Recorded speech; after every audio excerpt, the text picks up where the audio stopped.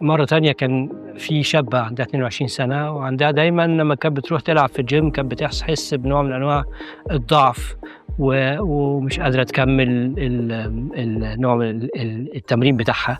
كانت بتروح لدكاترة بيقولوا لها: لأ أنتِ ما عندكيش حاجة، التحاليل المناعية ما بيّنت ما فيش حاجة، وبالتالي ما كانتش قادرة تستمر بصورة طبيعية في حياتها. لمّا شُفت البنت دي فخدنا تاريخ العيلة، لقينا إن عندها تاريخ وراثي للأمراض المناعية، ولمّا عملنا لها تحليل جيني اكتشفنا إن هي عندها فعلًا مرض مناعي بيصيب العضلات. بالمناسبة في دلوقتي أمراض مناعية بتصيب العضلات زي الفايبروميالجيا وغيرها كتير أوي، بيبقى العضلات فيها نوع من أنواع الضعف أو الضمور، وده التشخيص بتاعه بيبقى 100% تشخيص جيني. هنا بيشتغل الدكتور بتاع الوراثة مع الأطباء المعالجين سواء في المناعة سواء دكتور الأعصاب أو كده، بحيث إن إحنا نوصل للتشخيص ونوصل للعلاج.